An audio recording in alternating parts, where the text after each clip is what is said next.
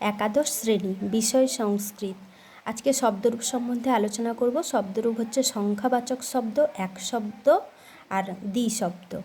এক হচ্ছে একটি, আর দুইকে সংস্কৃতে বলা হয় দ্বি।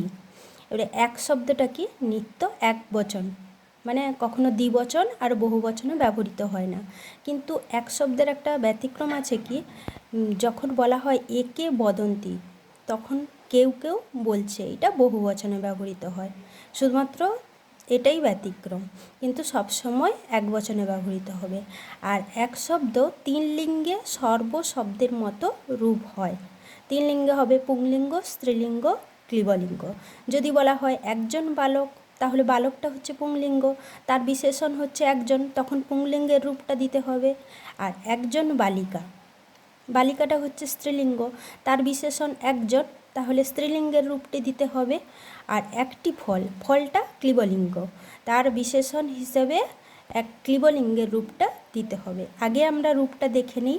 পুংলিঙ্গের রূপটা হচ্ছে, তাহলে এটা দ্বিবচন আর বহুবচনে ব্যবহৃত হয় না, শুধুমাত্র এক বচনে ব্যবহৃত হয়। তাহলে প্রথমাতে আছে এক, দ্বিতীয়াতে একম, তৃতীয়াতে একেন, চতুর্থীতে একস্মৈ, পঞ্চমীতে একস্মাৎ, ষষ্ঠীতে একস্য, সপ্তমীতে একস্মিন। আর সংখ্যাবাচক শব্দে সম্বোধনের রূপ হয় না, এই 7টি বিভক্তিতে রূপ হয়। তাহলে এক শব্দ পুংলিঙ্গের রূপ এইগুলো হলো। আর স্ত্রীলিঙ্গে হচ্ছে একা, একাম, একয়া, একস্যৈ, একস্যাঃ, একস্যা, একস্যাম। ক্লীবলিঙ্গ শব্দের বৈশিষ্ট্যটা কি? প্রথম আর দ্বিতীয়টা আলাদা হবে, আর বাকি তৃতীয়া থেকে সপ্তমী পর্যন্ত পুংলিঙ্গ শব্দের মতো হবে। তাহলে ক্লীবলিঙ্গ শব্দের প্রথমা দ্বিতীয়াটা পুংলিঙ্গ থেকে আলাদা, বাকিটা তৃতীয়া থেকে সপ্তমী পর্যন্ত পুংলিঙ্গের রূপ হবে। দেখো, একেন, একেন, একস্মৈ, একস্মৈ, একস্মাৎ, একস্মাৎ, একস্য, একস্য, একস্মিন, একস্মিন। আর প্রথমা আর দ্বিতীয়াতে ক্লীবলিঙ্গ শব্দের একই রূপ হয় সবসময়। প্রথমাতে যেই রূপটা হবে, দ্বিতীয়াতেও সেই রূপটাই হবে, একম, একম। তাহলে কি বললাম? এক শব্দ সবসময় এক বচনে ব্যবহৃত হয়, আর তিন লিঙ্গে আলাদা আলাদা রূপ হয়। পুংলিঙ্গ, স্ত্রীলিঙ্গ, ক্লীবলিঙ্গে আলাদা আলাদা রূপ হবে। তাহলে একজন বালক কি হবে? একজন, এক, এক বালক। আমি লিখে দিচ্ছি, এক বালক। বালিকাটা স্ত্রীলিঙ্গ, লতা শব্দের মতো বালিকা, তার এখানে স্ত্রীলিঙ্গে কি আছে? একা বালিকা। ফলটা যেহেতু ক্লীবলিঙ্গ, তাই ক্লীবলিঙ্গের রূপটা নেব, একম ফলম। এরপর দ্বি শব্দটা। আর আমার এই ভিডিওটি যদি তোমাদের ভালো লাগে, তাহলে আমার চ্যানেলটিকে সাবস্ক্রাইব করবে, আর লাইক, শেয়ার, কমেন্ট করে দেবে। এরপরে দ্বি শব্দটা দেখো।